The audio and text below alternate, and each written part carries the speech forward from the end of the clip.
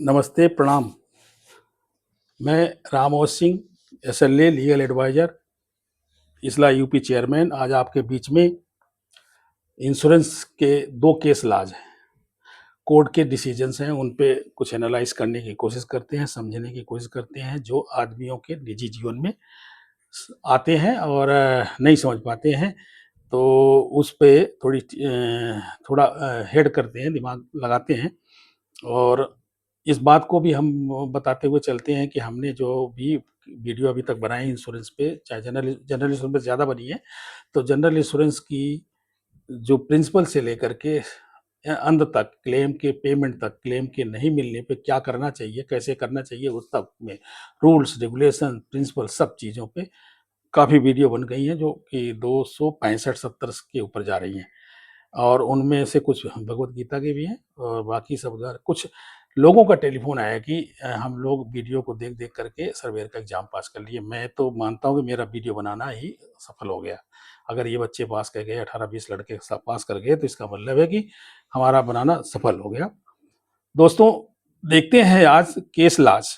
Death claim due to accidental poison in Janshatabdi train. Janshatabdi train में accidental poison दिया गया था, तो उसमें समझते हैं कि बातें क्या थी। एनसीडीआरसी ऑर्डर एलआईसी टू पे 10 lakh compensation and the claim amount the evidence produced but not suggesting the suicide. उसमें सुसाइड वाला डिस्प्यूट आया था, तो सुसाइड नहीं था और इसलिए जो है ना कोर्ट ने ऑर्डर किया LIC of India versus Banwarilal Gupta. The main contention was whether the death was suicide or accident. NCDRC determined that the death was an accident as the deceased Besra had positive levels of the ethyl alcohol and the ammonium phosphate and indicating the potential of the poisoning by the unidentified individual. In the case, a passenger of the Jan Shatabdi train who was purportedly poisoned after an attempt to robbery. And Banwarilal Gupta, brother of the deceased, filed a claim benefit for the accidental death and suggesting that the death might have been caused by the accident, but insurance company rejected the claim, disputing the cause of death. Cause of death को उन्होंने suicide बता करके claim को reject कर दिया था।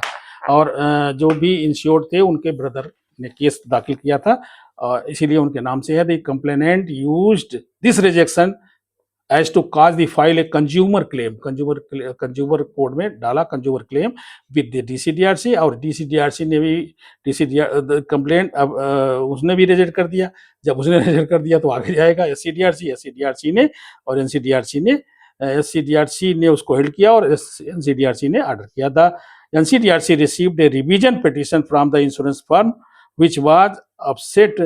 भाई जब एनसीडीआरसी ने उसके फेवर में कर दिया तो वो जाएगा वहां गए, तो उसमें भी एनसीडीआरसी ने क्लियर कर दिया कि claim that the insurance policy stated clearly that an accidental death benefit of rupees इतना विल बी पेड आउट, उसको देना चाहिए। After reviewing the forensic and medical records और एविडेंस को देखते हुए एनसीडीआरसी ने ये ऑर्डर किया। एनसीडीआरसी ने भी उसी को देखा था और उसी के हिसाब से ऑर्डर किया था। Nominee of the deceased has been ordered, मतलब उसको उसको उसको ऑर्डर मिला, मतलब मिल गया, ऑर्डर की कॉपी मिली जिसके बेस पे उसको क्लेम मिला।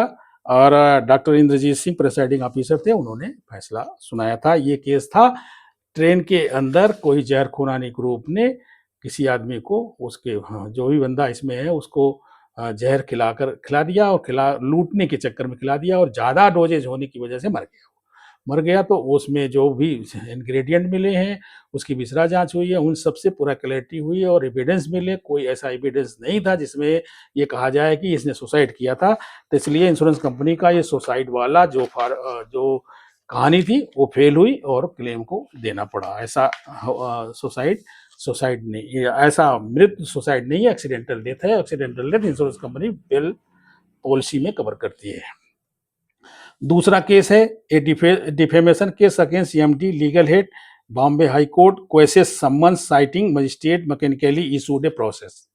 एक केस ये है कि जिसमें किसी एक कंपनी का अभी इसको बाद में ही बताते हैं। Future Generali India life insurance company limited versus Partha son of the Sarathi, Bombay high court recently ruled in the criminal defamation claim case.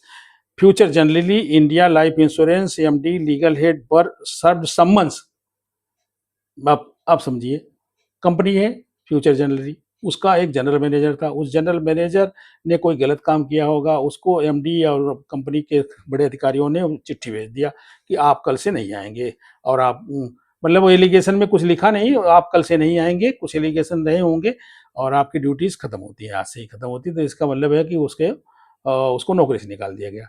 तो नौकरी से निकाल दिया गया तो अगले बंदे ने क्लेम किया उसको नौकरी से क्यों निकाला गया। तो वहाँ क्लेम में भाई एक आदमी पिटीशन दायर करता है तो दूसरा आदमी डब्ल्यूएस फाइल करता है। जब WS file return statement file किया इंश्योरेंस कंपनी ने, जब इंश्योरेंस कंपनी ने रिटर्न डब्ल्यूएस फाइल किया, रिटर्न स्टेटमेंट फाइल किया, तो उस फाइलिंग में जो वकील साहब होते हैं वो सारे पॉइंट बनाते हैं, सारे का जवाब देते हैं। तो उसमें एक्स्ट्रा काउंटर में भी लिखा जाता है कि ये भी इन्होंने किया था। तो हो सकता है इनके पास प्रूफ रहा हो, इनके पास प्रमाण रहा हो कि महिला के साथ इन्होंने बदला किया, क्या पता उसी वजह से इनको कल से आने के लिए मना कर दिया हो। तो इन्होंने उस बात को डिफेमेशन लेकर के कि हमें डिफेम किया गया कि किसी महिला के साथ हमने अभद्रता की, सेक्सुअल हैरेसमेंट किया। तो मजिस्ट्रेट के यहाँ जैसे कंप्लेंट के केस फाइल करते हैं 200 में पुराने, तो वो उसमें फाइल किया, उन्होंने सम्मन भी कर लिया मजिस्ट्रेट साहब ने, जैसा आजकल भी मैकेनिकली हो रहा है, चाहे जिसको सम्मन करवा लो, कोर्ट में सब है, पुलिस से चाहे जो एफआईआर करवा लीजिए, ये भी है। तो वो सम्मन करवा लिया, तो उस सम्मन के अगेंस्ट में इतनी बड़ी कंपनी है, उसका मैनेजिंग डायरेक्टर है, वो तो जाएगा high court.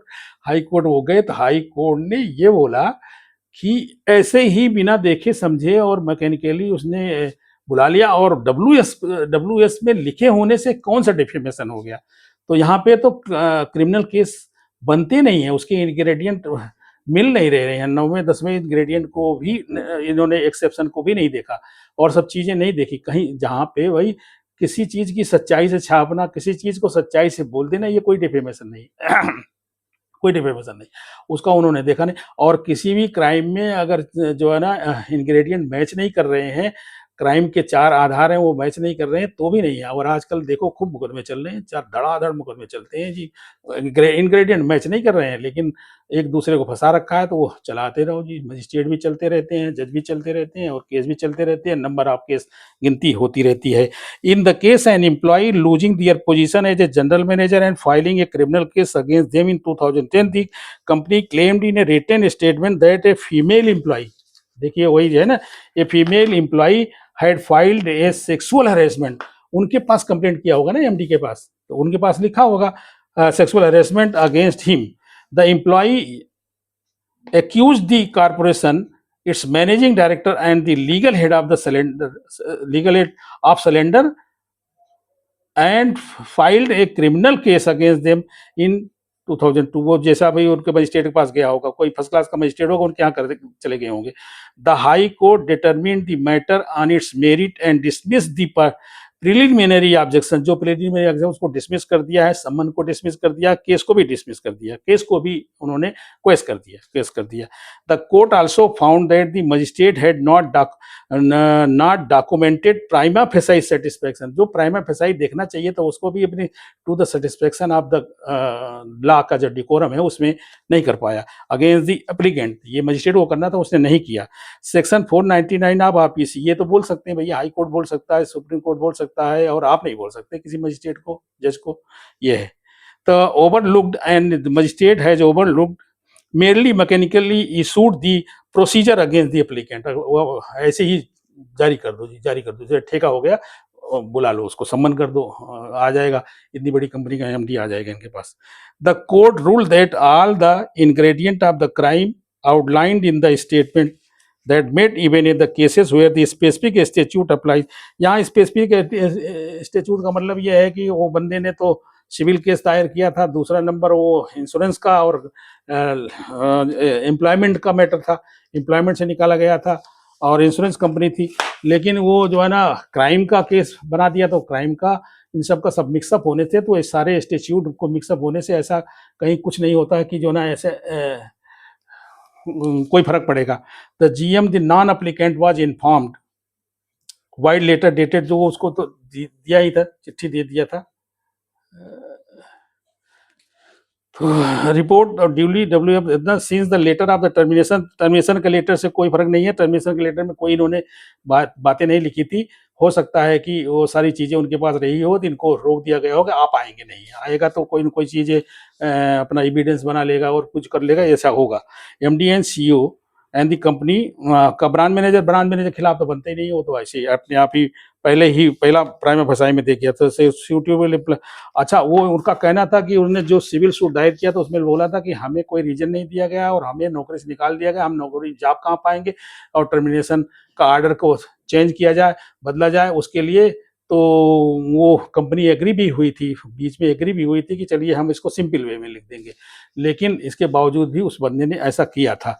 The defendant filed written statement with the parawise reply in class C of the preliminary objections, and in reply to the paragraph 6 of the plaint stated it is essential to point out that to mention that the plaintiff, though he was working as a general manager in the defendant company, has misused the powers and the plaintiff is also aware of it.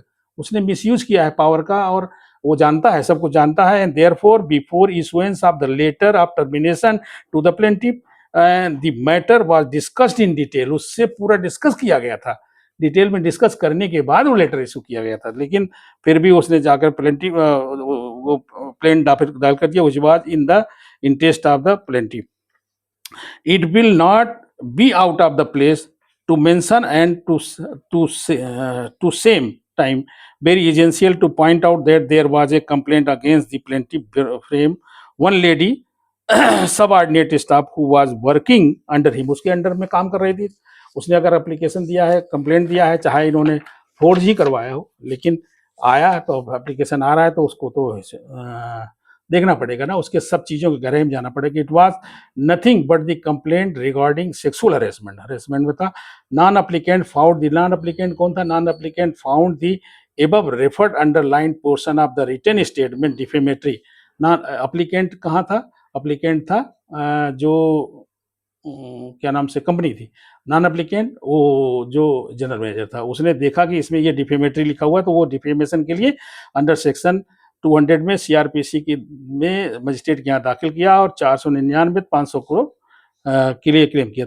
तो learned Jeffy first class का जो judicial magistrate है, उन्होंने क्या किया, उन्होंने सम्मन दाखिल कर दिया 1 से 4 पॉइंट पे। सम्मन देम ऑल, 4 लोगों को सम्मन कर दिया। For the offence punishable where as the complaint prima against BM dismissed. Branch manager का अगेंस्ट बनता ही नहीं, जब वो है ही नहीं है, उसको क्या लेना देना। The applicant carried the said order dated इतना इन क्रिमिनल रिवीजन, वो क्रिमिनल रिवीजन में गया। एप्लीकेंट जो कंपनी है उसने वो गए।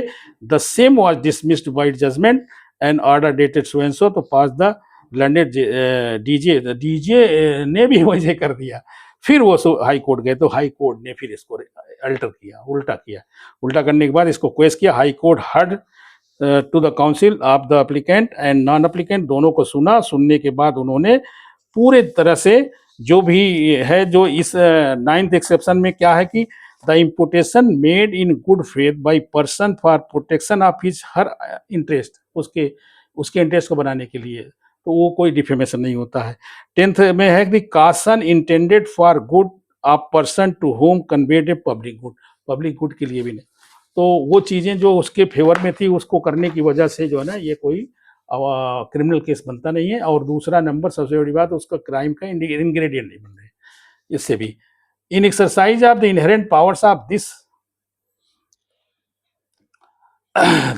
This counter under section 482 of the CrPC for ends of the justice and the prevent abuse of the process of the court, जो प्रोसेस है कोर्ट का उसको खत्म करना चाहिए। तो I am of the considered view to present application needs to be allowed accordingly. The following order but passed the criminal application was allowed, मतलब वो एक्सेप्ट की गई थी। Impugn judgement and order dated इतना पास बाय द डिस्ट्रिक्ट जज, उसको एक side किया गया। डिस्ट्रिक्ट जज के थे और एडिशनल सेशन जज के ऑर्डर थे, वो सब किनारे लगाए गए। और उसका जो फर्स्ट क्लास का जुडिशियल मजिस्ट्रेट था, उसके सम्मन और सारे कोर्ट प्रोसीडिंग को क्वेश्चन किया। Court consider that the learned magistrate has mechanically issued the process against the company hire officials. Thank you very much. Like करें, सब्सक्राइब करें, शेयर करें।